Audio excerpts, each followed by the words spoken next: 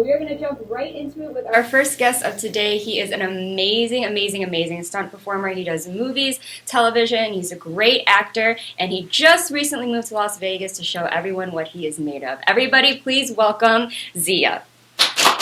You guys. Hi, welcome so much. Good to see you. Thanks for having me, guys. Yes, please sit, please sit. Thank you so much for coming. You're welcome. I had recently scouted you off of Instagram, so I'm so glad because I was looking through all of your stuff and I'm like, oh my god, he's so impressive. Like, your reel is amazing. Check IMDb. So let's start from the beginning about you. Yes. So you are not a native to America. So tell us a little bit about your beginnings and how this kind of came to be. Yeah, so I started acting in stunts in Azerbaijan, my native country. And originally, growing up, I always had a lot of interest in martial arts. So that was the number one leading reason for me to pursue industry in performing arts. Coming from a country where martial art is very much promoted, as a man, you have to grow up as a warrior. So you choose your route to be training certain way and being around people that are really pushing you towards that industry and that lifestyle, which was the martial arts for me, that led me to be interested in watching, some of the classics like Jackie Chan, Jean-Claude Van Damme, and that really sparked the interest on me trying to attend being in the film. Through my father's connections, I was able to do some of the live shows for TV and productions in Azerbaijan, later in Russia. One of my first movies was a Dershki Dni, about a parkour movie, and that really I fell in love with the process. But the film industry is a whole lot different as far as the stunts in Azerbaijan, or specifically in Russia than it will be here. And after moving to the United States at the age of 18, I continuously try to pursue the career. Started in Texas, where I started booking small roles and commercials, and then make a name for myself, and then found a couple of opportunities out in LA and flying there and back and forth. And then sooner or later, I found out it was a better way not to live in LA, but still be able to work in both LA and Las Vegas. Made a move out here to this beautiful town, which I'm really, really looking forward to probably living for the rest of my life, because there's a lot of opportunities, not just in film and industry, but it's such a cool town. The mountains and the hiking and the trails, Yeah, there's so much to do, and it's very accessible. It's not like you have to go 2 hours away. It's all there. And things are growing here, especially with film. And I know a lot of action films are very prevalent right now. So I know that there's a lot of opportunity probably for you. So in your home country, was film and going into this business, I know you said martial arts is, but is that very accepted in society? Yeah, very much so. I feel like it's something that's promoted so much, and it might be a little bit different now as we move over to the new age ideas of action films or film industry. But growing up, the way I saw it was I started from a live performance on things like this, TV shows. On my first martial arts was sambo, and then I found more flashy styles. I always wanted to do kung fu, but we didn't have anything. So any gym you would go, they would say, "Oh, sure, I'm gonna teach you kung fu, which is what you've been watching, and you will learn sambo." And it was kind of because that's all they knew, sambo, judo, which was like a lot of takedowns and striking martial arts. But then I found capoeira, Brazilian martial arts dance. Then I started practicing capoeira, which led to for me to acquire a lot more acrobatic skills and different levels of movement, which translated well into screen than just having specific sambo, judo takedowns, which is still prevalent. If you see John Wick, a lot of sambo, judo is being applied to that film.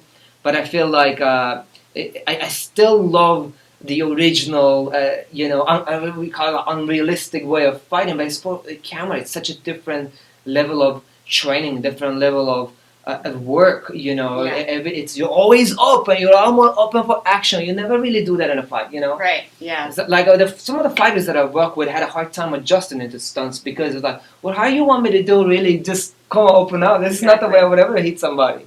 It's just all about the showcase and the education that you receive to have that translate well into camera and for the audience to find something more interesting.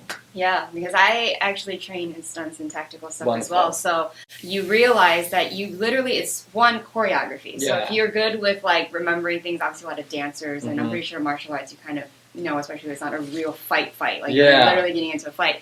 But it's all you have to be aware of where the camera is and make sure that's what you're focusing on most of the time. Instead of your other partner, you just have to hope that you trust each other enough 100%. that you know so you're not actually going to hurt someone. Yes. But so you're just doing some outlandish things. So on TV, it looks great. It looks really real. But in real life, you're like doing it about 20 times. And you're like, literally, like, what? And it just seems so like animated. Absolutely. Yeah, for sure. I think that once you get in the industry and you have to go to the choreographer, you have to go through the pre-production and talking and making sure that everybody's comfortable with the scenes. You know, some of the greatest coordinators I'm extremely grateful to have an opportunity to work with. They've kept us safe on set and make sure we don't really hurt ourselves or hurt the actors. But every once in a while, we've had some unfortunate things happen. Yeah. I would say with the amount of safety is being promoted and pushed in the United States, as far as like the stunts goes, and we do still get once in a while accidents happening on set, we're in pretty good shape comparing to like what I'm used to is, you made a great point earlier, you make sure you don't hit the other guy. Well, I'm kind of used to really getting the hits. I'm kind of used to giving a little body shots, I'm not used to all the angle changes, the realistic. Have you seen Ong Bak by Tony Jaa? And it was filmed a couple of years back, but a lot of stunt guys actually did a full contact on the set. Not something that I'm encouraging, but that mindset has translated into me trying to apply the best I can, as long as my peer stunt coordinator and stunt guy is comfortable with that. Then I'll be not to hit each other, of course, but out of nowhere, and they're like, "Yo, this is not part of the plan. You didn't tell me." Yeah, exactly. Exactly. Yeah. So, and of course, like. I've been on sets where action movies, they take forever because you're at 16-hour days because one little, 5-second fight scene, they take, 10 hours on. Yeah. Because they have different angles, they swap out. Sometimes the main actor would do some of it, and then they don't, they let up to, the stunt double, one, for obviously so they don't get hurt insurance purposes, and two, because sometimes the actors, they'll have a limited amount without having to actually get injured just from trying and practicing. So I know you mostly do stunts, but when did acting come into it? Did you always want to do both, or did it come later? Yeah, so my background was in actions and fighting and stunts. Right. But I took acting classes. I studied method acting. Okay. And this was something that I always wanted to do, but didn't really, at the time, didn't really have the look always to play the lead character all the time. But look at me, right? Yeah. And 9 out of 10 times I'll be killing guys. I'll be blowing places up. But I'm the kind of guy that, listen, I'd rather be typecast than no cast. So I've always gone, it's the mindset, the hustle towards the available work. Yeah. So, I've spent time hustling the coordinators on set and open sets pre-COVID, shaking hands to make sure that I get the work the next 2-3 weeks. And building up the relationships that later on was more of a phone call. Hey Z, are you available? Send me your sizes again. Nothing has changed. Same 170, But I feel like acting was something that I was trained. I was classically trained and wanted to be an actor. Then had opportunities thrown at me to audition. Thank you, Beth Sapko she took a big chance on me on American Crime to book me on one of my first speaking roles back in Texas. I really fell in love with the process to kind of compare the process of having the phone calls and training the complete workout until you're tired. Now the 5th, 6th take, it's not the same original thing you're gonna do. You're a little slower, you're a little careful. You just want the scene to be over with. Right. Versus having the audition process. Oh yeah, you booked it and waiting for the fitting and the callbacks and you're on set, which was honestly more of a luxury for someone like me. It's like, okay, I'm not gonna fight. I'm not gonna fall down. I love it. I love the process, and I want to continue to doing it. And then, building on my reel, like you said, and having to get my agent submit me for more available roles for people like me. Yeah. And, with the help of more diversity being pushed around Hollywood, I was able to book a lot more acting roles and speaking parts. Yeah, that's great. That's fantastic. Yeah. And because I know what I like about you is we have this in common, is that you make sure to work on the crafts before you went out there and then decided that you were going to do it? Because then the foundation that you have being classically trained as an actor is going to carry regardless. Because now you're like, I'm ready. So what if I get that audition, I don't have to be like, oh my God, like I can do this, but they might just only cast me as some person because I didn't feel as confident in acting, right? And so you moved here already having those and learning the grit and the hustle of how to get work and why it's important to you. And a lot of people lack that. I'm sure you've come across many people who just kind of just started yesterday and they got lucky and then they just keep getting lucky and you're like, oh, why did I have to suffer, right? But you're like, no, it's good because now you're like, the process, I'm ready, I can take on those roles and feel that it's going to be a great performance, right? 100%, 100%, because you said a very powerful word, grit. Grit will win against talent, and that luck that you describe and a guy that had, due to his looks, possible connections, whatever the case might be. I don't want to get blacklisted from Hollywood, right? But, you know, I feel like the grit that you have, that you're willing to put in the work, okay, you know, I've had 6 auditions this week, I haven't booked one, and then 2 months later, you booked one big role that turned into a feature film that you're going to be working for the next 6 months, you know, and it's going to pay off as long as you stay on top, just like everything else. It's to stay on top of it, and I understand how hard it is, and so many actors get in the idea of consistency with this industry, which is such a false path to follow. Meantime, when you're breaking, meantime you are waiting, you should be training. You should be building up connections, attending the events. You know, maybe change your headshots. Maybe look what's lacking. You know, hey, if you're not booking at all, maybe change your demo reel. If you don't have the opportunity to book, be in front of a camera where you have this specific act you want to present. If you don't have that in your reel, find your buddies. Get the cameras rolling and do the scenes and hope that it works for you. But if it looks good, get some second opinion, third opinion. There's some great people who are, like, I get a lot of messages on Instagram from people that send me reels and YouTube links that I'm like, yeah, this was great, man, but I'm going to be honest with you, it would be great if you do it this way. It'd be more natural, it'd be more interesting.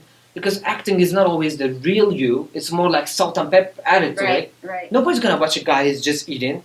People want to see a guy who's eating, you know, is interesting, putting down, you know, everything is a little bit overacting into it to improve your character, improve your image for the scenes, and just hope for the best. Yeah, I like you. This is amazing because I understand. I tell people all the time, when you're not out working, you're still working. And people ask, how often do you work? I'm like, I don't not work. Because if I'm at home, I'll find something. Do I have to revamp my website, add a new picture? Do I have to make sure everything's crisp and clean? What's going on? Like, just doing something, planning something. You know what I mean? 100%. So, fantastic. So that's why I connect with you on so many ways. Certainly. So I want to talk about this. I saw there's a video of you. You're sitting around a campfire with another person, and you are talking about how you're so influenced by Spartans. Now, I'll talk about that because I've seen a lot. You did a part of your reel. You have a fight scene where you are kind of, it reminds me of Troy. If you've seen that movie, Brad Pitt and Orlando Bloom. Amazing movie. Thank you. And so you have that vibe, but like I want to talk about your influence from Spartans and why that is. Yeah, I like I said, I was always into understanding the warrior way of life. And I grew up reading Marcus Aurelius, Stoicism, and I've been, the region that I'm from really pushed the warrior mentality, and Spartans were a big inspiration for me. A lot of times the conversations that I've had with friends was an ability to exist in a very uncomfortable lifestyle, uncomfortable place with full of uncertainties, and yet be able to find some benefits out of that, to not shy away from that discomfort, to be ready to go after what you want, which is a lot more easier in this day and age. The society we live in now, things are a lot more easier. If you think about, most of us live life, the kings that always wanted to live. So these opportunities are there for us available now that wasn't before. It can only get better if you're willing to really just push forward, have the warrior mentality, warrior mindset, and don't shy away from it. That was the scene you're talking about was a survivalist film, survivalist podcast with a friend of mine. I practice survival just to re-immerse myself with a lot more, not that I don't have enough discomfort in my life, I certainly do, but I like to really approach it from an extreme point of stand, which is very unconventional, but it helps me to completely restart my mindset, to know what I don't have and when I have, how grateful I really am. They're seeing it. Yeah, I like to channel that energy. I feel like we are the same people we used to be thousands of years ago. The same arms, the same legs, and we are the same warriors. We just don't have the same kind of purpose to fight. Right. But believe me, if I was living in that time, if you gave me a sword, I would be ready to go war. Yeah, I've seen it. You can, and you would do very, very well with that. And so I feel like I know you say that you get typecast a lot, but I feel like what would be so amazing, and I'm so jealous of this, that you would be great in those types of period films. You have Troy, you have all of those those types of period war films like way back in the day. If you talk about like King Arthur, like you're doing those types of movies because you have that look. Yeah. But they can easily just you got the beard, it's great. You can just take your shirt off and you got a little put some tattoos on and it's great. Like I know that one movie, I think it is King Arthur. They had like Keira Knightley and all it was a great movie. War epic. Like war epics I feel like would be really great, and even sci-fi with Lord of the Rings, I feel like you have that, and I really hope that I could see you in those because I think that would be amazing. Not many people can fit into that world and make it look realistic without being offensive to that time period. Absolutely. Right? Because a lot of people, they just put them in and you look like what it could have been. Right. But is that really what they look like with that grit? Like you're saying, you've been through that survival. You put yourself in positions where you can think of the mindset of you're a method actor, so this is probably why you love this. So you can put yourself in the mindset of what it's like to be and fight and be out in nature and just deal with what you have. That's your life. And so I really hope that happens for you. I'm going to manifest it for you. And I want to be here. Yeah. And I'll be cheering you on, yay! It would be amazing. Looking forward to that. So is there a film or a project that's coming out now, recently? Yeah, actually, so I've been putting a lot of dots together here in Las Vegas right now with some of my connections from out of town, some of that are in town, and I've been blessed to be around some of these powerhouses that are willing to bring a lot more work into town, attending certain events and being around these people to see the spark, the interest. We've had several new films happening in town. Mel Gibson was in the studio recently. I'm going to say, were you on that one? I hope so. Yeah, no, not yet. What? But I don't fit in that one, so I didn't. Yeah, but great movie. But there's so much that's achievable through the opportunities that Las Vegas and local cast and crew that can bring into the table. As always, there's you were asking. I'm really looking forward to being a part of this very recent booking that I've had. I can't 100% talk about it yet, but it's touching on. It's a comedy. So it is my first controversial comedy film that I am looking forward to being a part of because I can only imagine the publicity behind. Because when we went through the script, so this conversation is kind of probably going to be like, if people are watching from Las Vegas during the cold read, they'll probably know exactly what I'm talking about. But I'm on an NDA right now. But these are the things, some things that hasn't been done before. To approach this opportunity with 100% power, with good talent, good funding, and the help of some of the entrepreneurs that are coming in to the picture, we can make these things happen moving forward. Right now, everything is in the pre-production stage. If the studio deal happens, then we're going to be filming in a studio. If that doesn't happen, we're going to do it in a more traditional way. But more traditional way, they have to go through a specific, I believe it's Sony, and there's a lot of processing to it, getting everything together, and then eventually finalizing the cast. The casting is pretty much finalized with the pre-production and getting everything started. Meanwhile, I cannot just wait on having the final word, even though the dotted lines are signed. So everything can change in pre-production stage. 100%. And then even if post-production, things can change too. You hope that it comes out. Pre and post is the worst. It's the worst. It's like, you want to say that you have something, but you don't want to say it too fast because then people are like, whatever happened? Then you got to be like, oh, it didn't go well. And then it's like one after another, and you're like, it's not under my control. But I have hopes that's great, and I agree with you. I really hope that Las Vegas, we're slowly starting to see it move, and I think you moved recently. How long ago? 4 years ago. Oh, 4 years. Same. So we moved at a great time when it was right before the pandemic, and then right after that, all these things started flooding in. And it was a great time for people in film and actors, people who are serious, to take advantage of it to really showcase what's in this city. Because I think a lot of people overlook Vegas. They think it's like you might as well just go to LA. Like, we rely on there's great talent there, but they don't believe that there's great talent here, when there is. 100%. I mean, you gotta look a little deeper. Oh, right? I guess I don't want to get blacklisted, but you gotta look. 100%. Yes, so you have to look for it, but we're here. Hi. So that's absolutely amazing. I fully support you, and I definitely want you back in here when things start coming. If you ever have like premieres and you want people to go there support you, I'd love to see and keep in contact with you, and please keep in contact with the studio. Like you're an amazing person. I love your mindset of thinking. It's great. So please tell everyone where they can find you, your IMDb, all that stuff, your Instagram. Like that. I'm on IMDb at my first and last name, Ziya Farajzada, and on Instagram, ZIYAFJ official. It's the only social media that I have is Instagram. Okay. The only one I've ever had. Keep it simple. So it's just that simple, easy to manage, and I update a lot of things that are in there, a lot of up and coming projects or up and coming things that I really like to promote. So I look forward to seeing this town blemish and get a lot more incentives and have all this wonderful talent, take advantage of it and grow into what Atlanta is now, New Mexico is now, Arizona is coming. It's slowly getting there. Yeah, incentives. Yeah, good incentives. Utah. Can you believe that? I know. I don't know how much I fit in those ministries, but exactly. Yeah. But so are you non-exclusive? Because I want to make sure if you're reachable to freelance for filmmakers, because I know we have a lot of them that come in here, or I don't know, a lot of people are tied to an agent. But you do freelance. So I do. I do freelance. Of course, I'm always after the opportunities. I have my agent out of Texas. I don't have an LA agent anymore. Okay.